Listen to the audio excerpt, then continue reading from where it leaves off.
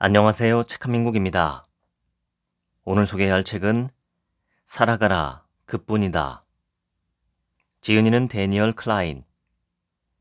하버드 대학교에서 철학을 전공한 후 여러 학교에서 강의를 했고 방송계에서는 코미디 대본 작가로 활동했다.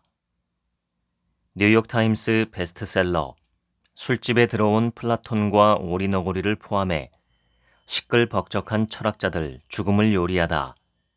하버드 철학자들의 인생 수업, 철학자처럼 느긋하게 나이 드는 법 같은 대중교양서를 주로 집필했으며 2009년 소설 현재의 역사로 포워드 매거진 올해의 책 은메달을 수상했다.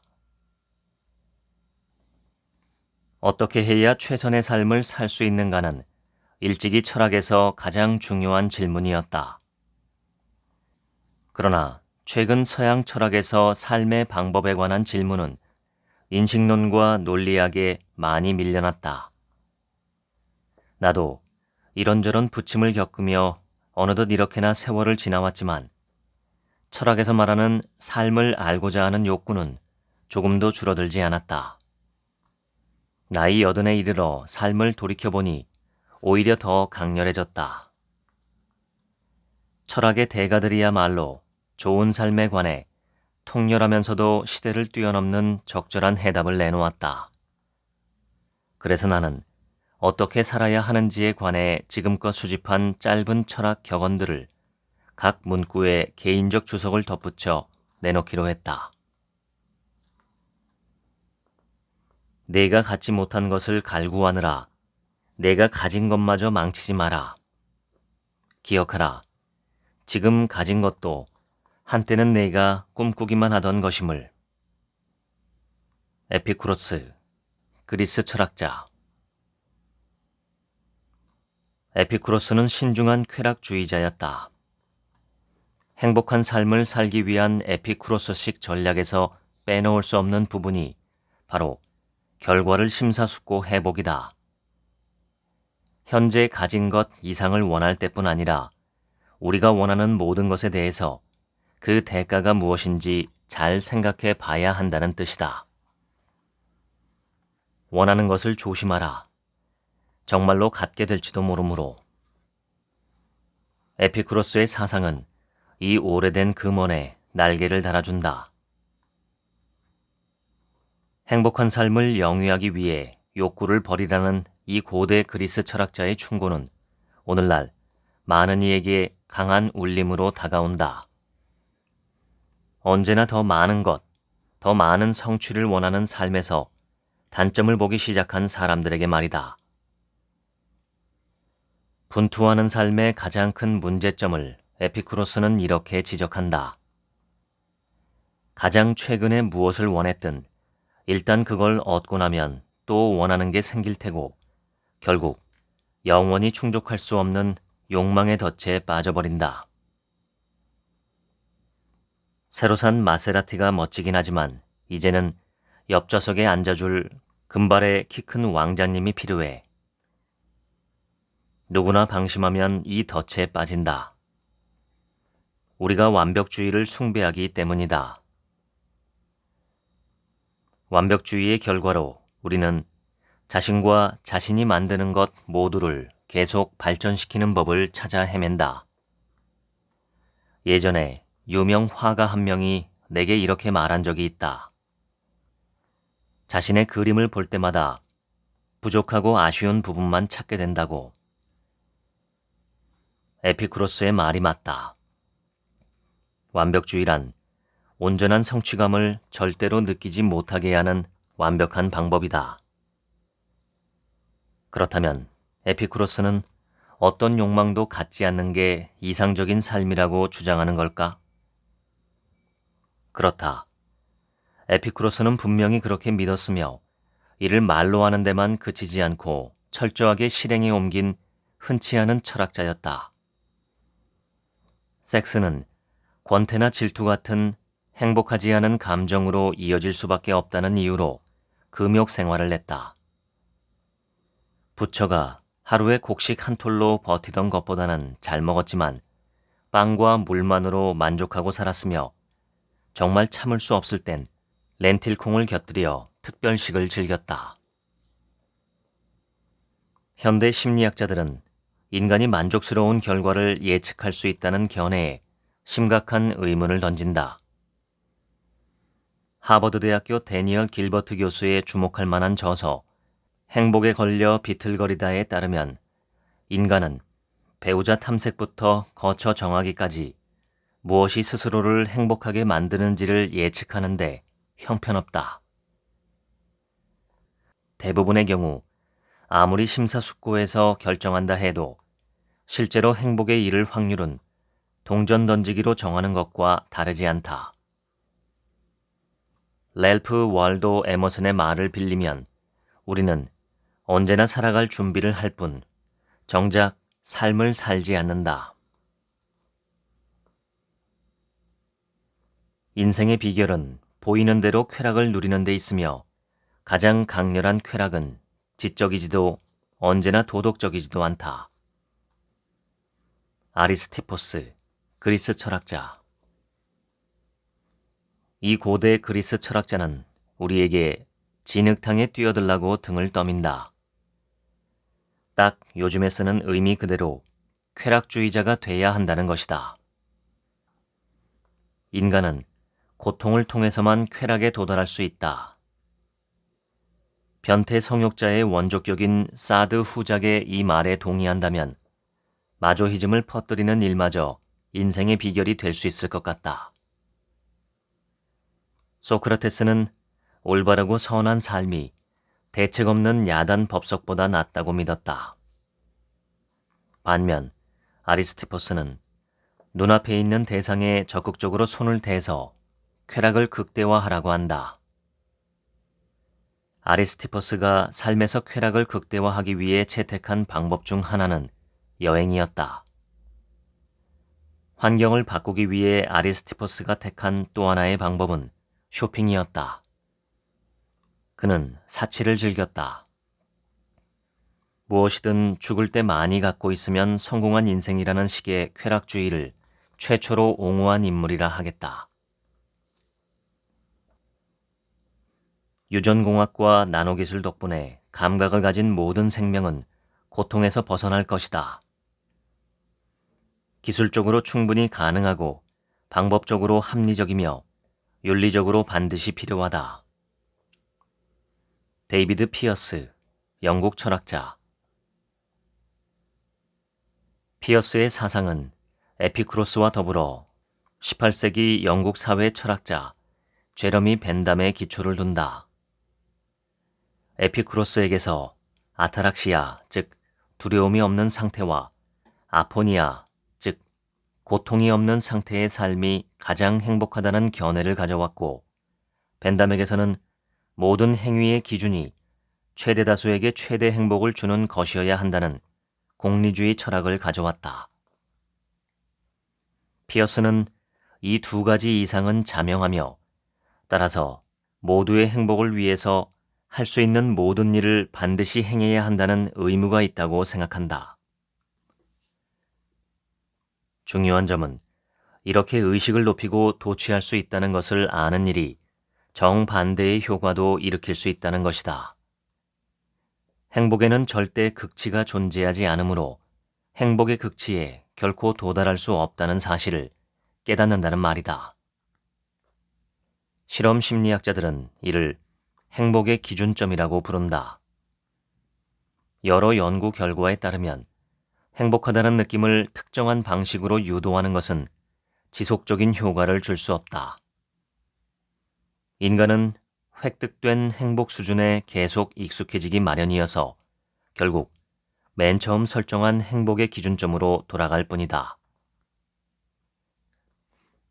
전문가들은 쾌락의 쳇바퀴 이론을 이렇게 설명한다. 오르가슴이 내내 계속된다면 한두 달만 지나도 벅차다고 느끼고 결국 지겨워질 것이다.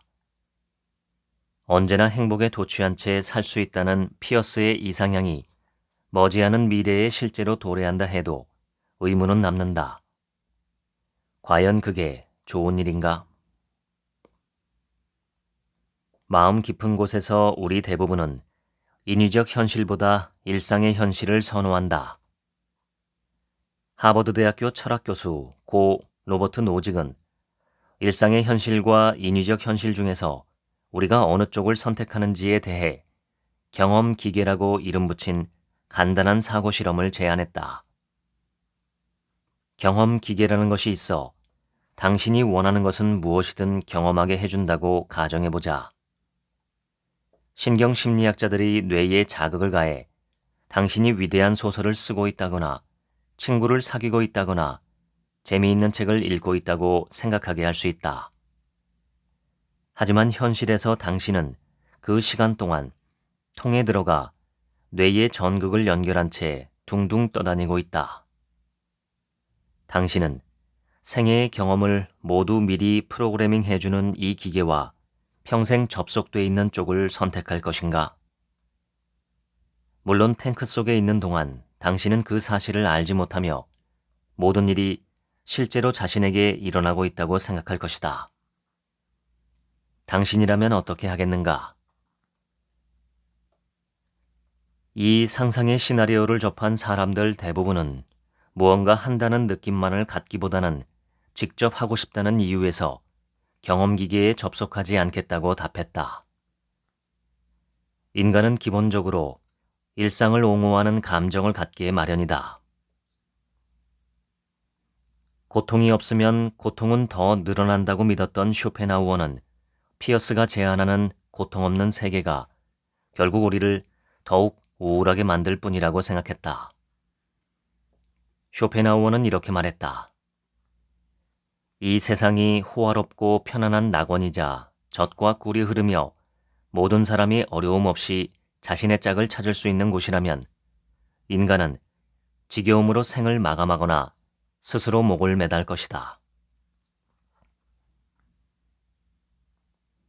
삶은 진자 운동을 한다. 고통과 권태 사이에서. 아르투어 쇼펜하우어, 독일 철학자. 믿기 어려울지 모르지만 쇼펜하우어도 쾌락주의자로 분류된다. 인생의 궁극적인 목표는 행복이라고 인정했기 때문이다. 그 목표에 도달하는 일이 불가능에 가깝다고 생각했을 뿐이다. 에피쿠로스와 마찬가지로 쇼펜하우어는 행복과 쾌락을 두려움과 고통이 없는 상태로 정의했다. 또한 우울함을 떨쳐버리기 위해서는 가장 먼저 기대 수준을 낮춰야 한다고 생각했다. 쇼펜하우어의 직설화법을 따르자면 이렇다. 극도로 비참한 상태에 놓이지 않기 위한 가장 안전한 방법은 행복해질 거라는 기대를 아예 하지 않는 것이다. 여기서부터 쇼펜하우어의 철학은 끝없는 내리막길로 치닫는다. 쇼펜하우어는 말한다. 인생은 짧다는 이유로 자주 탄식의 대상이 되나 실은 이것이 인생에서 가장 좋은 점일지도 모른다. 우파니샤드는 집착을 버리고 내려놓으면 삶을 평화롭게 받아들일 수 있다고 말한다. 실제로 쇼펜하우어는 생애 후반으로 가면서 점차 이 사상을 받아들였다. 진정으로 중요한 철학적 문제는 단 하나, 바로 자살이다. 삶이 살만한 가치가 있느냐 없느냐를 판단하는 것이야말로 철학의 가장 근본적 문제에 답하는 것이다. 세계가 3차원인지 마음의 범주가 9개인지 12개인지 따위는 그 뒤에 생각할 문제다. 알베르 까뮤, 프랑스 철학자. 철학의 근본 질문이 삶의 의미란 무엇인가 라면 우리는 먼저 개개인의 삶이 과연 살만한 가치가 있는가 라는 문제를 파고들어야 한다. 까뮤의 선언이 갖는 힘은 이 세상 모든 생물 중 오직 인간만이 스스로 결정하여 자살을 의식적으로 실행에 옮길 수 있다는 사실에서 비롯한다. 의식이 있고 움직일 수 있으며 상황을 이성적으로 해결하는 능력이 있는 사람이라면 스스로 목숨을 끊기로 결정하고 이를 실행하는 건 그 사람의 자유다. 계속 살아있기를, 그러니까 삶을 선택하는 일은 스스로 삶의 의미를 만드는 첫걸음이다. 우리가 살아있기로 결정한 데는 분명한 이유가 있다. 구체적인 이유 없이 난 그냥 죽기 싫어 라는 생각뿐이라 해도 말이다. 삶의 의미를 찾아 헤매고 있다면 그것은 삶이 아니다. 소설 이방인에서 까뮤가 이렇게 말한 건 바로 이 점을 다른 각도에서 언급한 것이다. 삶의 의미란 찾아다니는 것이 아니라 우리가 스스로 만드는 것이다. 자살을 생각함으로써 스스로가 만든 삶의 의미에 온전히 도달할 수 있다. 자유의지로 무언가를 최초로 행한다면 그 일은 아마도 자유의지의 존재를 믿는 것일 것이다. 윌리엄 제임스, 미국 철학자, 심리학자. 철학사에서 자유의지 대 결정론의 논쟁은 아리스토텔레스 시대부터 불거졌지만 최근 들어 첨단 과학을 통해 두뇌에 관한 많은 사실이 발견되면서 결정론자들의 주장에 좀 더 힘이 실리는 듯하다. 뇌과학자들은 우리가 자유결정이라고 부르는 것이 사실은 원자들이 임의적으로 운동한 결과일 뿐이라고 주장한다. 자유의지 문제에 대한 절대적 해답을 내놓을 목적으로 템플턴 재단은 440만 달러 규모의 연구기금을 마련했다. 이 정도 규모의 연구기금이 철학과에 수여된 적은 지금껏 어디서도 없었다. 그런데 왜 하필 지금 와서 템플턴은 자유의지 대 결정론 논쟁에 그렇게나 많은 돈을 쏟아부었을까? 현재 우위를 점하고 있는 뇌과학 쪽 결정론자들의 주장이 옳다면 의심의 여지 없이 도덕적 책임이라는 주제에 섬뜩한 영향을 끼칠 것이기 때문이다. 인간에게 자유의지가 없다면 누군가 아무리 나쁜 짓을 저지른다 해도 어떻게 책임을 질 수 있는가? 제멋대로 뛰어다니는 원자가 시켜서 한 일인데 말이다. 템플턴 같은 독실한 기독교인은 이런 관점을 특히 불쾌하게 여긴다. 게다가 뇌과학자들의 주장에는 이 우주 안의 모든 것을 물질로 환원할 수 있다는 생각이 숨어 있다. 마음은 뇌세포의 활동으로 환원할 수 있으니 궁극적으로는 뇌세포만이 진짜인 것이다. 객관적이고 과학적으로 자유의지의 존재를 증명할 방법은 없다. 따라서 그 존재를 받아들이는 것은 믿음의 문제에 가깝다.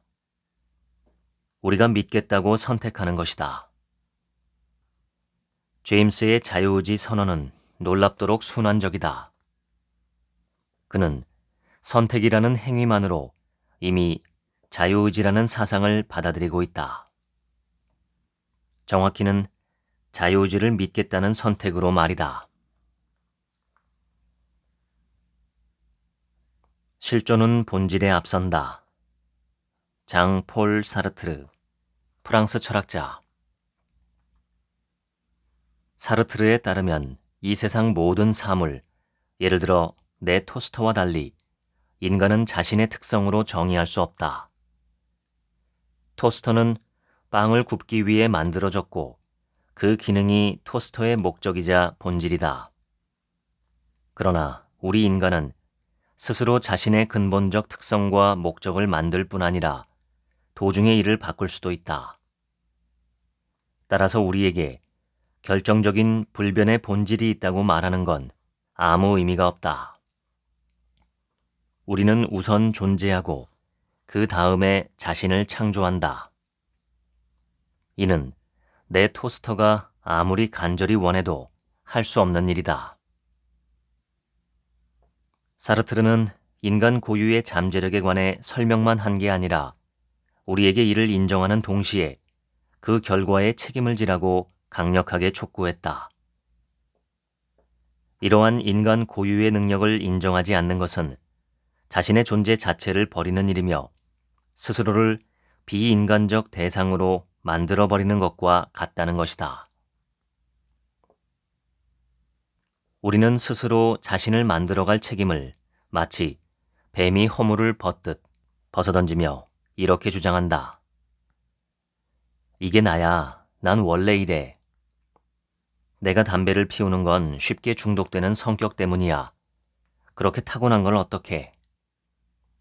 난 여호와를 믿어. 어머니가 그러라고 시켰으니까. 난 그렇게 자랐어. 본질적 성격이 미리 다 정해져 있다고 여기기도 한다. 난 아내예요. 그게 바로 내 정체성이죠. 물론 아내라는 정체성을 갖기로 선택하는 일은 완벽하게 의미가 있지만 그게 원래부터 정해져 있는 정체성이라고, 즉 불변의 본질이라고 생각한다면 자신을 인간이 아닌 대상으로 격화시키는 것과 다름없다.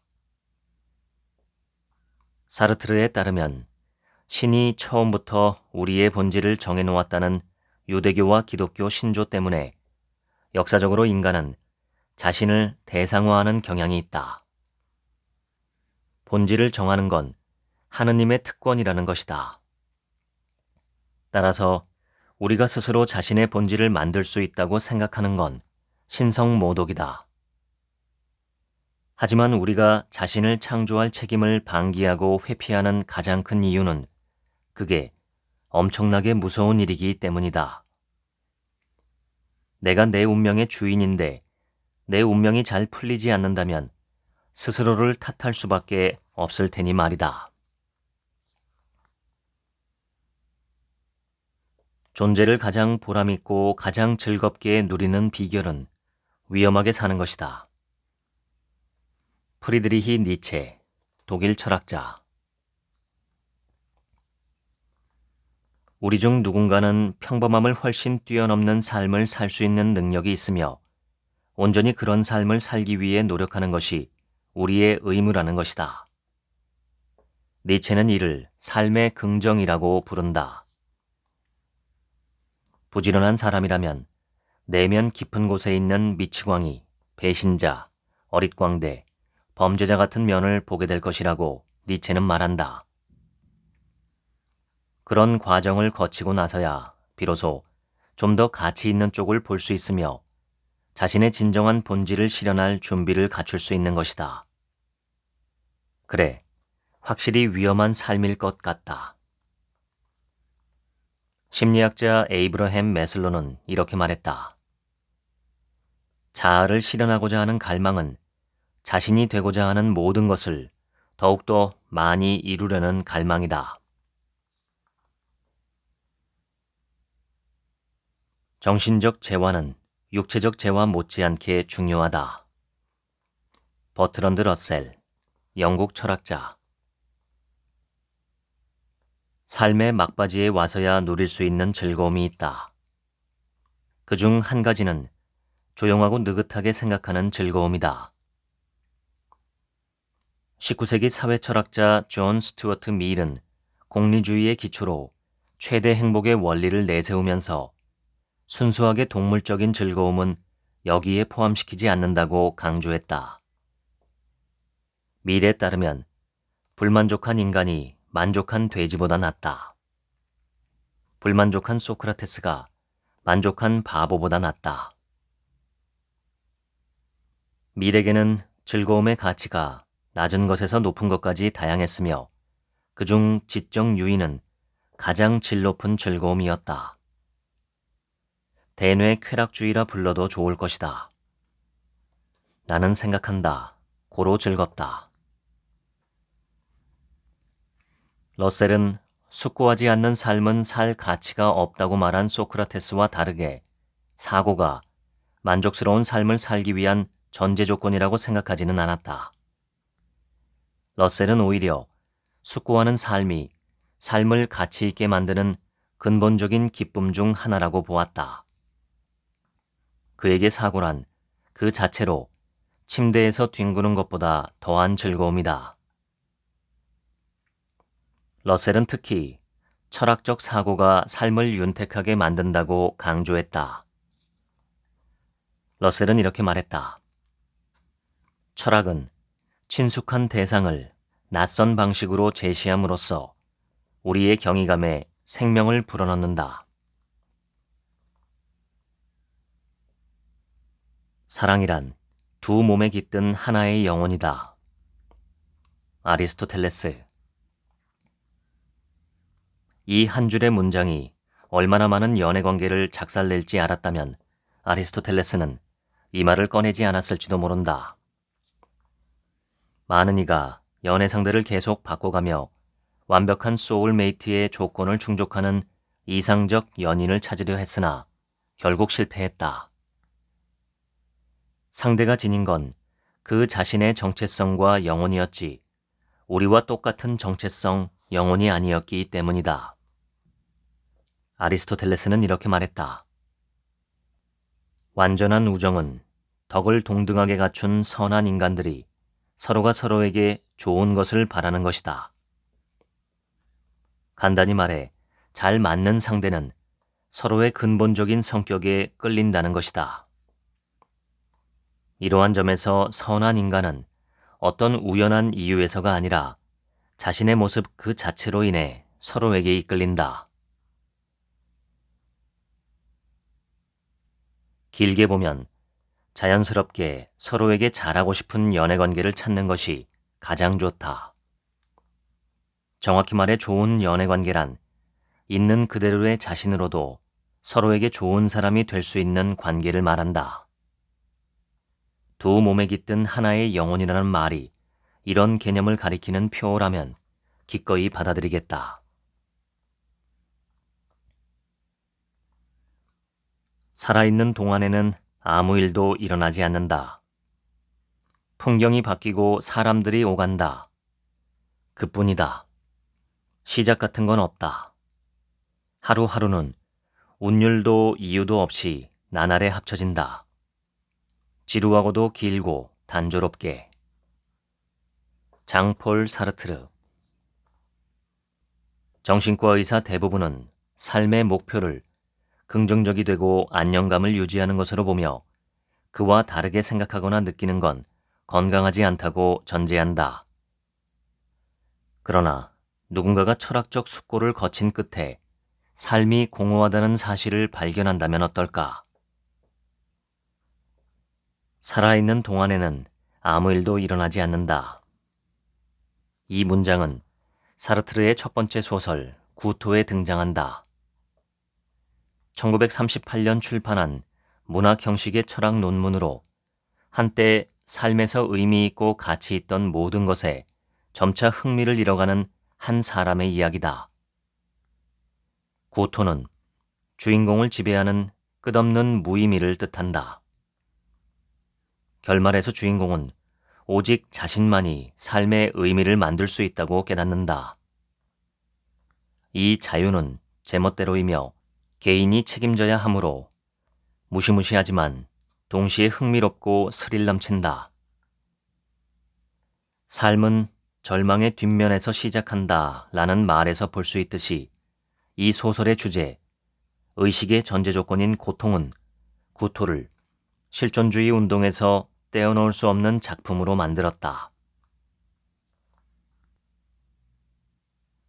인간의 삶이란 우주에게는 굴 한 마리의 삶보다 중요하지 않다. 데이비드 휴մ, 영국의 철학자. 저 우주는 거대하며 그 안에 있는 우리는 놀라울 만큼 사소한 존재다. 시간은 영원하지만 우리 하나하나의 삶이란 찰나에 불과하기 때문에 생각하는 것만큼 대단하지 않다.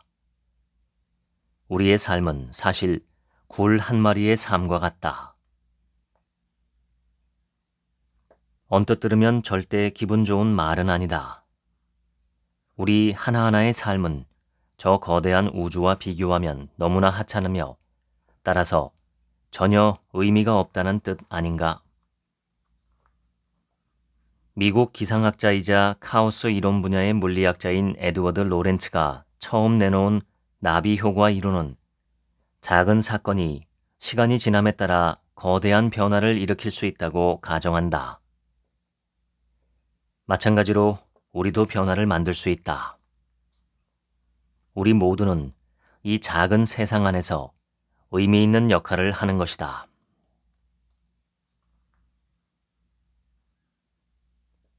자신이 대접받고자 하는 대로 남을 대하라. 이웃을 자신처럼 사랑하라. 이는 그 자체로 이상적이며 완벽한 공리주의 도덕이다. 존 스튜어트 밀, 영국 철학자.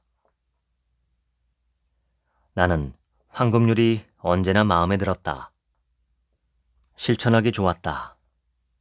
아주 깔끔하다. 거의 모든 문화에서 사실상 비슷한 격언을 찾아볼 수 있는 건 전혀 놀랍지 않다.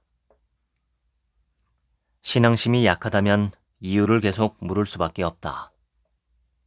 왜 다른 사람에게 잘 대해줘야 하는 것일까? 냉정하게 말해, 그래서 나한테 남는 건 뭐란 말인가? 이런 의문에 밀은 답한다. 황금률을 따르는 것은 최대다수의 최대 행복을 실현하는 일이며 대체로 자신에게도 영향을 끼치므로 결국 자신에게도 최대 이익이 된다. 따라서 이는 현명한 이기심으로의 도덕적 행위다. 그러나 여전히 의문이 남는다. 내가 황금률을 준수한다고 해서 주변 사람들도 이를 준수할 것이라 확신할 수 있는가? 나는 이것이 우리가 사회와 맺는 일종의 계약이라고 생각한다. 네가 황금률을 준수한다면 나도 그렇게 할 테고, 그러면 우리 모두 잘 될 거야. 하지만 네가 먼저 해. 알겠지? 보통 이 내가 먼저 때문에 모든 게 꼬인다. 도덕 철학자들이 무임승차 문제라고 명명한 상황, 그러니까 몇몇 사람이 속임수로 다른 사람들의 선의에 무임승차하기 시작하면 황금률을 준수한다는 사회 전체의 원칙이 무너지게 되는 상황이 바로 여기서 시작한다. 내가 친구 조애너에게 정말로 열받았던 몇 안 되는 경우가 바로 이 무임승차 문제였다. 조애너는 독실한 인지학 신자로 자식들에게 100일해 예방접종을 하지 않았다.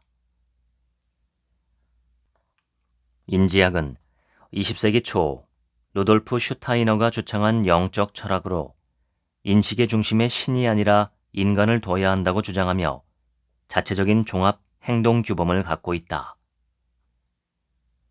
슈타이너는 예방접종은 인체에 영향을 주어 그 안에 영원히 깃들 수 없게 만든다라고 말했다. 조애너는 이를 그대로 따른 것이다. 하지만 예방접종의 목적은 모든 사람에게 치명적인 질병을 예방하는 것이다.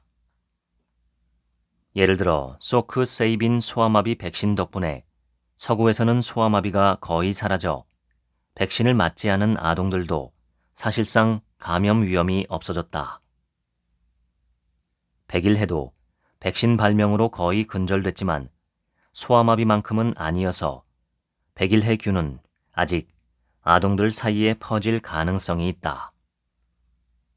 따라서 조애너의 아이들이 백신 접종을 하지 않고도 감염 위험이 거의 없이 돌아다닐 수 있는 것은 예방접종을 받은 아이들에게 무임승차하고 있기 때문이다. 그뿐 아니라 매우 낮은 확률이긴 하지만 만일 100일해에 감염된다면 다른 아이들, 예를 들어 아직 접종을 받지 않은 신생아들에게 옮길 위험도 있다. 왜 접종을 받는 다른 아이들에게 자신의 아이들을 무임승차시키는가? 예방접종을 하지 않은 덕분에 몸 안에 영원히 깃들 자리를 얻는다고 조애너가 진심으로 믿고 있다면 그녀는 자신의 아이들이 다른 아이들에 비해 영적 생활을 누릴 가치가 더 높다고 생각하는 것일까? 황금률을 준수하자는 계약에 많은 사람이 무임승차하면 끝내 사회는 무너진다. 모든 일에서 선을 추구하는 사람은 결국 실패할 수밖에 없다. 선하지 않은 사람이 너무나 많기 때문이다. 니콜로 마키아벨리, 이탈리아 철학자, 외교관, 정치 철학자. 군주론의 원칙은 힘이 곧 정이라는 것이다. 목표를 완수하는 것이 가장 우선이어야 하며 목표를 위해서라면 때론 사기와 속임수도 불사해야 한다. 무조건 지켜야 하는 목표 앞에서 선한 행동 따위는 잊어버려라. 권리적대기만 할 뿐이다. 전쟁에서 이기고 국가를 병합하고 반항하지 않도록 국민을 복종시키는 게 먼저다. 선한 행동은 시간과 자원을 낭비할 뿐더러 생산적이지도 못하다. 경쟁자만 덕을 볼 뿐이다. 적은 우리를 칠 단도로 손을 뻗을 때 무엇이 올바른 일인지 따위는 전혀 생각지 않는다. 당연히 가톨릭 교회는 이 저서를 승인하지 않았다. 처음부터 교회는 선은 그 자체로 보상이라는 윤리관을 견지해왔다. 선을 행하는 것은 개인적 이득을 얻기 위해서가 아니라 그저 선한 사람이 되기 위해서다. 물론 신을 기쁘게 하기 위한 목적도 있지만 궁극적으로 두 가지는 거의 같은 의미다. 중세시대 유대인 학자 모세스 마이모니데스는 탈무드에 등장하는 체다카, 즉 자선의 8단계를 다음과 같이 해석했다. 1. 마지못해 주는 것. 2. 필요한 만큼보다는 적지만 기꺼이 주는 것. 3. 요청받은 다음에 주는 것. 4. 요청받기 전에 주는 것. 5. 받는 이가 주는 이의 정체를 알지만 주는 이는 받는 이가 누군지 모르게 주는 것. 6. 주는 이는 받는 이의 정체를 알지만 받는 이는 주는 이가 누군지 모르게 주는 것. 7. 주는 이와 받는 이가 서로 모르는 상태에서 주는 것. 8. 받는 이가 자립할 수 있게 돕는 것. 마지막 단계는 늘 놀라운데 현대사회에서 국가가 시행하는 복지정책을 뒷받침하는 도덕적 논리가 바로 이것이기 때문이다. 공공연하게 반가톨릭임을 선언한 20세기 벨기에 출신 철학자 모리스 마테를링크는 다음과 같이 말했다. 선한 행위는 그 자체로 행복한 행위다. 어떤 보상도 따라오지 않는 것이야말로 가장 달콤한 보상이다. 이는 선 자체가 보상이라고 말하는 것과는 꽤 다르다. 마테를링크가 말하는 보상에는 특별한 부분이 있는데 바로 행하는 사람을 행복하게 만든다는 것이다. 로마 시인 오비디우스는 모든 선한 행동과 보상 계산을 간단하게 냉소적으로 묘사했다. 보상이 따라오지 않으면 인간은 선행을 높이 평가하지 않는다. 20세기 독일 극작가 베르톨트 브레이트는 윤리를 어떻게 생각하느냐는 질문을 받자 이렇게 대답했다. 먹고 사는 게 먼저고 윤리는 그 다음이다. 윤리적 의사결정이란 살아남기 위해 싸워야 할 필요가 없는 이들을 위한 사치일 뿐일지도 모르겠다. 누군가 여러 해 전에 저지른 일에 대해서라면 아주 최근에 저지른 일에 비해 벌을 훨씬 적게 받아도 된다. 어쩌면 아예 벌을 받지 않아도 될지 모른다. 데릭 파핏, 영국 철학자. 안전벨트를 꽉 매시라. 파핏이 제시하는 다음 사고 실험의 목적은 개인의 동일성 혹은 정체성이 믿기지 않을 만큼 불안한 개념임을 보여주는 것이다. 파핏의 사고 실험은 다음과 같다. 버튼이 하나 있는 좁은 칸막이 안에 들어간다고 생각해보자. 버튼을 누르면 스캐너가 당신의 뇌와 신체에 있는 모든 세포의 상태를 기록하는 동시에 세포를 파괴해버린다. 이 정보는 광속으로 어느 다른 행성에 전달되어 그곳에서 복제기로 당신과 육체적으로 완전히 동일한 생명체를 만들어낸다. 이 복제인간의 뇌는 당신의 뇌와 완전히 일치해 버튼을 누르던 바로 그 순간까지 당신의 삶을 기억할 것이다. 성격도 당신과 똑같고 다른 모든 부분에서도 당신과 심리적 연속성을 유지할 것이다. 이 새로운 당신은 과연 당신일까? 이 복제인간이 화성에서 자신이 당신이라고 생각한다면 그전까지 지구에 살던 당신과는 어떻게 다를까? 나는 특히 파핏의 동료 조지 배시가 내놓은 다음의 사고 실험을 좋아한다. 브라운과 로빈슨이 있다. 뇌종양에 걸린 두 사람은 한날 한시에 두뇌 적출 수술을 받았다.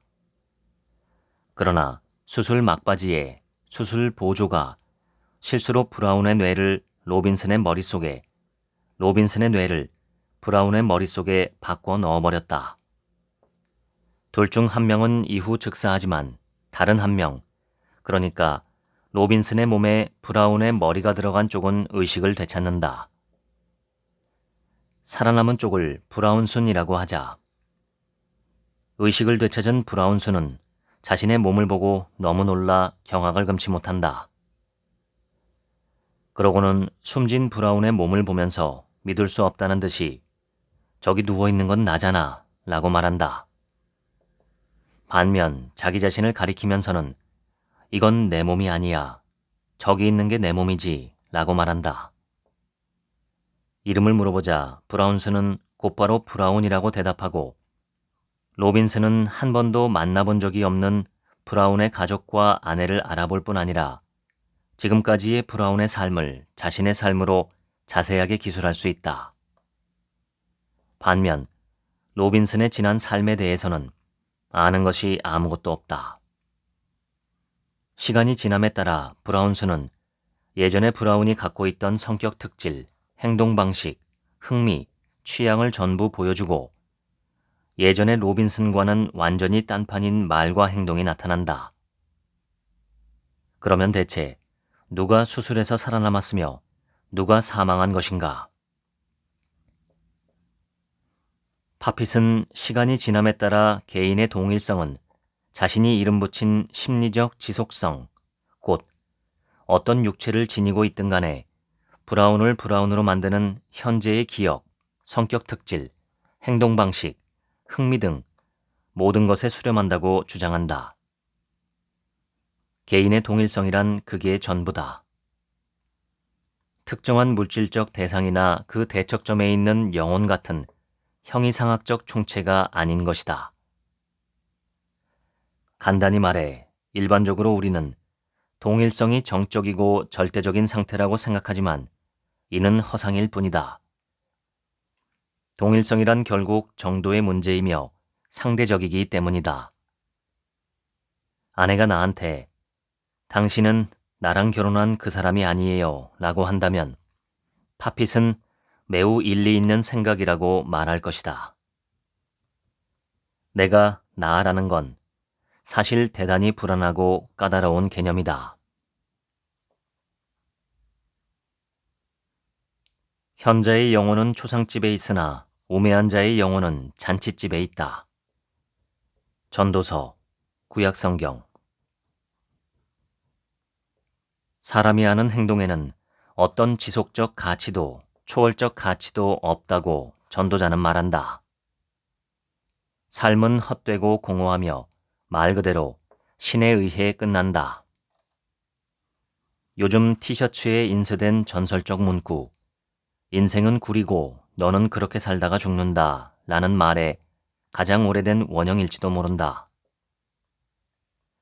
전도자는 인간의 가치 중 지혜만을 유일하게 인정한다. 모든 것은 찰나이며 상실은 피할 수 없다. 삶에서 겪는 상실은 끔찍하다. 그러나 어쨌든 받아들이고 나아가야 한다. 전도서가 성경을 읽는 사람에게 기운을 북돋우는 것은 분명히 아니다. 나 역시 사는 동안 모든 것이 무의미하다는 느낌에 뒤덮이는 시기를 겪었다. 하지만 그걸 전도자처럼 티내며 알리고 싶은 적은 전혀 없었다. 딸이나 손녀딸에게 전해주고 싶은 가르침은 아니다. 내가 최근 얻은 깨달음도 바로 이 점이다. 가장 암울한 순간에 놓여있다 해도 나의 딸이나 손녀딸의 삶이 무의미하다는 생각은 할 수가 없다. 두 사람이 존재한다는 사실만으로도 내게는 큰 의미다. 그렇게 활력 넘치고 아름다운 생명이 어떻게 사소하고 별것 아닐 수 있단 말인가.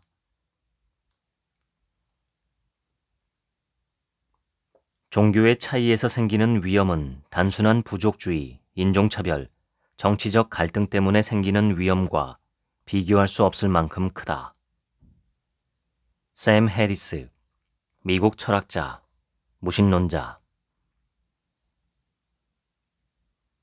해리스와 도킨스는 책을 쓰고 강의를 하고 공개 토론에 참여하면서 끊임없이 종교적 믿음의 비합리성을 역설한다. 이들은 종교야말로 현재 우리가 겪는 사회 문제의 주요 원인이며 현재 일어나고 있는 심각한 전쟁 뒤에는 거의 예외 없이 종교가 도사리고 있다고 생각한다. 해리스는 문제의 근원을 다음과 같이 조롱하며 꼬집는다. 신의 이름을 올바로 부르면 영원한 행복을, 그렇지 않으면 영원한 고통을 얻는다. 당신의 믿음 체계가 나랑 다르다면 당신은 나의 적이다. 우리 둘 다 옳을 리가 없다. 기본적인 추론 법칙인 무모순성의 법칙, 즉 어떤 것이 참이면서 동시에 거짓일 수는 없다는 것을 믿음과 그 믿음의 대상에 적용하기 때문이다. 자신의 믿음 체계를 대체할 수 있는 모든 다른 믿음 체계는 위협이며 삶의 가장 큰 보상인 영원한 행복을 위협하므로 완전히 없애버려야만 한다. 슬프게도 모두 사실이다. 증오를 조장하는 믿음 체계는 종교에 국한되지 않는다. 열렬한 민족주의는 전 세계에서 대량 학살을 야기하고 있으며 과거에도 그랬다. 서로 경쟁하는 정치경제 이데올로기 역시 증오와 유혈 사태를 부추긴다. 부족주의와 인종주의도 마찬가지다. 증오를 부추기는 모든 체계에는 한 가지 공통점이 있다. 이를 진심으로 믿는 사람들이 당신의 믿음 체계는 당신을 위해, 내 믿음 체계는 나를 위해 움직이니 행복하게 서로 각자의 길을 갑시다 라고 말하지 않는다는 점이다. 믿음 체계는 진실해야만 하고 그렇지 않다면 절대적 가치를 가져야 하기 때문에 그들은 믿음 체계의 상대성을 받아들이지 못한다. 신은 오직 하나이며 그 외의 다른 모든 신들은 거짓이다. 무신론자로 전향하는 사람들이 늘어나면서부터는 새로운 형태의 종교적 불관용이 힘을 얻고 있다. 무신론자들은 종교 자체를 쓰레기 취급하면서 때때로 종교 신자들을 인신공격 수준으로 깎아내린다. 흔히들 종교는 바보들의 위안이며 인민의 아편이라고 주장한다. 스스로 똑똑하고 교육 수준이 높고 공정하고 열린 마음의 소유자라고 믿는 사람들이 종교인들을 가리켜 심리적 필요를 충족하기 위해 자신을 속이는 단순한 족속이라고 곧잘 말한다. 게다가 자신과 함께 있는 다른 사람들도 모두 똑같이 생각할 거라고 믿는다. 간단히 말해 무신론이야말로 유일한 진짜 종교라고 당연시하는 것이다. 이런 사람들은 자신의 유일한 진짜 종교를 남에게 강요하는 독선적 복음주의 광신도들만큼이나 짜증스럽다. 아리스토텔레스는 일찍이 더 많이 알수록 더 모른다는 사실을 알게 된다 라는 유명한 말을 남겼다. 인식론은 우리에게 과연 무엇을 알 수 있는가 라는 질문을 던진다. 예를 들어 18세기 영국 경험주의 철학자 조지 버클리는 세계에 관한 우리의 지식은 감각을 통해 오며 따라서 우리가 얻는 것은 결국 머릿속에 저장한 감각 자료라고 주장했다. 우리는 저기 있는 물건이 의자다 라고 말할 수 없으며 단지 우리 마음속에 의자라는 물건의 감각 자료가 있다 라고 말할 수 있을 뿐이다. 그러므로 그 의자를 우리가 마음속에서 끼워 맞추고 의자라 부르는 감각 경험 덩어리 이상의 무엇이라고 주장하는 일은 불가능하다. 버클리는 이를 간단 명료하면서도 극적으로 요약했다. 존재하는 것은 지각되는 것이다. 우리는 자신의 감각을 벗어나, 즉, 감각을 사용하지 않는 다른 방식으로 대상이 거기 있음을 알 수 없다. 그러므로 어떤 대상이 존재한다고 말하는 것은 몇몇 감각 자료가 우리 머리 안에 자리 잡고 있다는 것 이상의 의미가 될 수 없다. 죽음은 삶에서 일어나는 사건이 아니다. 죽음은 체험할 수 없기 때문이다. 우리가 이야기하는 영원이 무한히 계속되는 시간이 아니라 무시간성을 의미하는 것이라면 영원한 삶은 현재를 사는 사람들의 몫이다. 우리의 시야에 한계가 없는 것처럼 우리의 삶은 끝이 없다. 루트비히 비트겐슈타인, 오스트리아 영국 철학자. 케임브리지 대학교의 전설처럼 전해오는 이야기에 따르면 비트겐슈타인은 박사 논문 심사를 받으며 버트런드 러셀과 조지 에드워드 무어 등 저명한 철학자로 구성된 심사위원들 앞으로 어슬렁대며 걸어 나와서는 이렇게 말했다고 한다. 걱정 마시죠. 이해 못하리라는 건 이미 알고 있습니다. 어쨌거나 그 박사 논문이 지금까지 언어 논리에 관한 획기적인 업적으로 회자되는 그 유명한 논리철학 논고다. 영원을 설명하는 비트겐슈타인의 논증 첫머리는 이해하기 어렵지 않다. 죽음을 경험할 수 있는 사람이 없다는 말에는 대부분 동의할 것이다. 에피쿠로스도 비슷한 말을 했다. 죽음은 우리에게 아무것도 아니다. 우리가 살아있을 때 죽음은 아직 오지 않았고 죽음이 찾아왔을 때 이미 우리는 존재하지 않는다. 비트겐슈타인의 다음 문장부터는 머릿속이 복잡해진다. 우리가 이야기하는 영원이 무한히 계속되는 시간이 아니라 무시간성을 의미하는 것이라면 우리 대부분은 무한히 계속되는 시간이라는 말뜻을 이해한다고 생각한다. 1분, 화요일, 10년이 무수히 모여 끝없이 흐르는 시간. 그러나 거기에 함정이 있을지도 모른다. 1분이 무수하게 모인 길이는 결국 화요일이나 10년이 무수하게 모인 길이와 같으니까. 전부 똑같이 무한대의 길이다. 사실 정확히는 그렇지 않다. 무한한 시간은 1분이나 화요일, 10년과 달리 측정할 수 없기 때문이다. 다시 말해 무한한 시간은 유한한 맥락을 사용해서 예를 들어 5조 번의 화요일 같은 식으로 측정할 수 없다. 5조 번이면 화요일이 엄청 많긴 하지만 측정 가능한 범주다. 반면 무한한 개수의 화요일은 측정할 수 없으므로 측정 불가능한 시간이라 말해도 무리는 없다. 비트겐슈타인의 무한히 계속되는 시간 개념이 실은 무시간성을 의미함을 우리는 여기서 이해할 수 있다. 측정 불가능하다면 우리가 인식할 수 있는 시간이 아니다. 따라서 영원하다고 간주할 수 있는 것이다. 하지만 결론 부분이 또 문제다. 영원한 삶은 현재를 사는 사람들의 몫이다. 다수의 철학자가 그럴듯한 설명을 내놓았다. 궁극적으로 과거는 기억이라 부르는 정신 구조 안에서만 존재한다는 것이다. 마찬가지로 미래도 정신 구조로서만 존재한다. 우리는 과거의 모든 사건이 꼬리를 물듯 연속해 일어났으니 미래에도 마찬가지일 거라고 생각하기 때문에 경험을 바탕으로 미래를 상상하고 그려낸다. 어느 쪽이든 이런 정신 활동은 현재에 일어난다. 따라서 우리가 궁극적으로 소유한 것은 현재다. 하지만 어떻게 지금 여기에서 영원으로 향하는 것일까?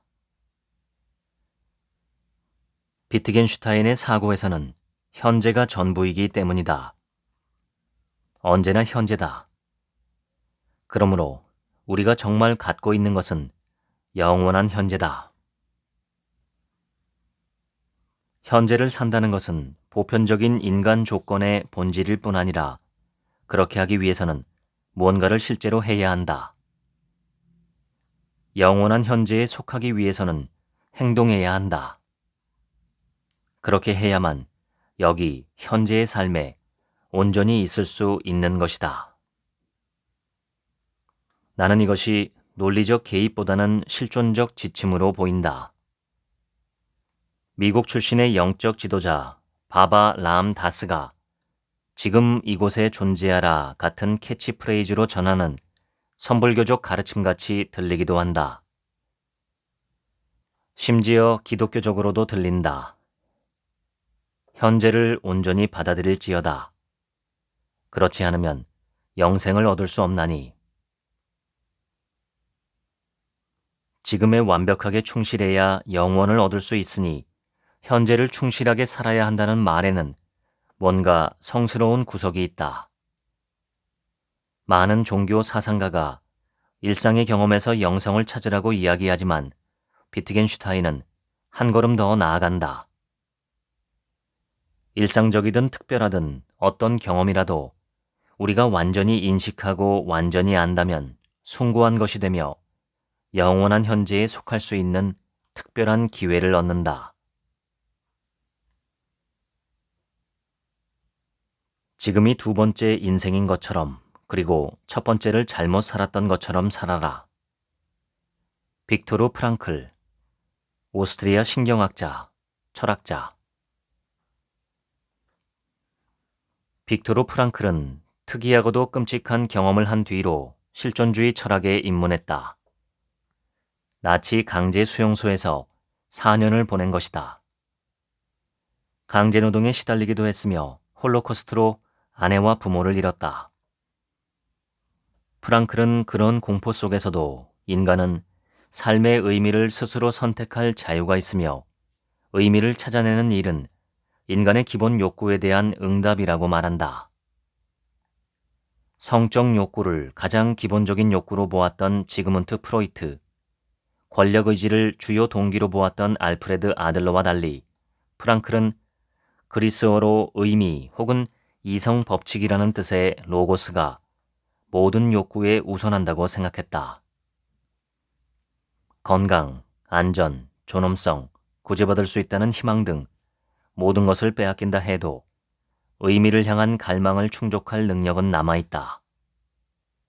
삶을 여전히 긍정하며 예라고 말할 수 있는 것이다. 프랑클은 이렇게 말했다. 매일 매시간 결정을 내릴 기회를 받았다. 자아와 내면의 자유를 빼앗겠다고 위협하는 권력에 굴복할 것인지 아닌지, 틀에 박힌 죄수의 모습으로 자유와 존엄을 포기하고 이 상황의 놀이개가 될 것인지 아닌지 결정할 기회를. 프랑클이 자신의 경험을 바탕으로 탄생시킨 실존주의적 심리치료, 로고테라피는 프로이트와 아들러의 뒤이은 빈 제3심리치료학파로 알려졌다. 이 치료법의 기본 신조는 극한 상황에 놓인 포로처럼 삶의 통제력을 완전히 잃어버렸다고 생각할 때조차도 우리는 여전히 삶에 대한 태도를 스스로 통제할 수 있다는 것이다. 이는 그 누구도 우리에게서 빼앗을 수 없는 자유다. 프랑클의 철학과 획기적 심리 치료법은 비판자들을 난처하게 했다. 프랑클이 견뎌낸 끔찍한 경험에서 탄생한 내용을 대체 누가 공개적으로 흠잡을 수 있었겠는가? 하지만 책이 발간된 지 몇 해가 지나자 몇 명이 용기를 내어 프랑클의 이론은 지나치게 단순하며 프랑클은 진지한 이론가보다는 인기 명상 지도자에 더 가까워 보인다고 비판했다. 프랑클이 너무도 진지하게 미국 동부에 위치한 자유의 여신상을 보완하기 위해 서부에 책임의 여신상을 세우면 어떨까 한다 같은 말을 했을 때 어떤 이들은 그가 이미 갈 때까지 갔다고 생각했다. 이런 말은 빈 제3심리치료학파의 창립자보다는 보이스카우트 지도자에게나 어울린다. 그렇긴 해도 나는 긍정적 사고에도 나름의 가치가 있다고 생각한다. 특히 요즘처럼 모순과 냉소가 끝없이 이어지는 분위기에서는 더욱 그렇다. 늘 웃음 띤 얼굴을 한 극단적 낙천주의자가 돼야 한다는 게 아니라 냉소주의보다는 그럼에도 불구하고 예라고 말하는 사고방식이 더 나은 선택이라고 믿는다는 뜻이다. 우울해하거나 오랫동안 걱정한다고 해서 과거나 미래의 사건이 바뀐다고 믿는다면 당신은 현실 체계가 전혀 다른 어느 외계 행성에 살고 있는 것이다. 윌리엄 제임스, 미국 철학자. 기본적으로 제임스는 우리에게 그만 걱정하라고, 그런다고 결과가 좋게 나오지는 않을 것이며 시간 낭비만 할 뿐이라고 이야기한다. 오프라 윈프리도 똑같은 말을 한다. 우울함은 그게 무가치하다고 철석같이 믿는 것과 상관없이 스스로 생명력을 가진 것 같다. 윌리엄 제임스는 이 사실을 특히 잘 이해한 인물이었다. 그 자신이 주기적으로 질긴 우울 장애에 시달렸기 때문이다. 모든 행위를 인생의 마지막 행위인 것처럼 하라. 마르쿠스 아우렐리우스, 로마 황제, 철학자, 금욕주의자. 지금 여기 이 순간을 살아라. 언제나 마음을 써서 행동하라. 현재를 살아라. 이 메시지에 담긴 정서를 가장 명징하고 강력하게 다시 전달한 현대 철학자 중 한 명이 헨리 데이비드 소로다. 현재를 살아야 한다. 모든 파도에 몸을 실어라. 매 순간에서 영원을 발견하라. 바보들은 자신에게 주어진 기회의 섬에 서서 육지 쪽만 바라본다. 육지 같은 건 없다. 이 삶 말고 다른 삶은 없다. 어떤 이들은 지금 여기 존재하는 것보다 더 나은 것을 갈망하며 현재에서 벗어난다. 나를 포함해 많은 이가 다음은 뭘까를 생각하며 현재를 외면한다. 또 다른 이들은 삶 전체가 저녁 식사부터 내세의 삶까지 다양한 일의 준비 단계라고 생각하며 현실 몰입을 철저하게 피한다. 인간은 계획이 의식의 적잖은 부분을 차지할 때가 많다. 우리는 이미 세운 계획을 끝없이 숙고하고 또 숙고하는 경향이 있다. 현재를 산다는 두려움의 근원은 무엇일까? 우선 자신의 삶에, 아니, 삶 자체에 실망할지도 모른다는 끊임없는 공포감이 있다. 우리는 직관적으로 지금 여기의 삶이야말로 삶의 궁극이라는 사실을 안다. 바로 지금보다 현실적인 삶은 없기 때문이다. 인생의 의미는 찾았다 싶으면 또다시 바뀐다. 라인홀트 니부어, 미국 사회철학자, 신학자. 멘토였던 신학자 파울 틸리히와 마찬가지로 니부어 역시 인간이 처한 곤경을 실존주의적 언어를 통해 분석했다. 틸리히와 니부어가 던지는 근본적인 질문은 인간에게 자신과 자신의 가치를 스스로 창조할 극단적 자유가 있다면 어째서 인간은 죄로부터 벗어날 수 없는가였다. 니부어는 자신이 인간의 곤경이라고 정의한 부분을 유머러스하게 설명하곤 했다. 한 번은 설교를 이렇게 마무리했다. 이 무슨 모순이란 말입니까? 모든 것을 판단할 수 있으면서도 지상에서는 벌레보다 하등 나을 게 없는 존재에 불과하다니 말이죠. 니부어는 내재된 세계, 곧 문화, 사회, 정치적 신조의 세계 내에서 인간이 차지하는 위치에도 관심을 가졌다. 나치즘이 출현한 뒤 니부어는 니체가 그토록 혐오했던 군중의 사고방식에 초점을 맞추기 시작했다. 나치즘에 순응하는 당시 사람들의 행동을 보며 그는 인간의 나약함에 관해 깊이 생각했다. 니체와 마찬가지로 니부어도 인간은 문화의 산물이므로 스스로가 만들어낸 가치를 넘어서지 못한다고 생각했다. 그런 생각 때문에 인생의 의미는 찾았다 싶으면 또다시 바뀐다라며 신랄하게 지적하지 않았나 싶다. 삶의 의미란 언제든 바뀔 것이다. 또다시. 그리고 모든 건 결국 받아들이는 사람의 몫이다. 지금까지 살아가라 그뿐이다 읽어드렸습니다. 오늘 하루치 생각은 없습니다. 들어주셔서 감사합니다.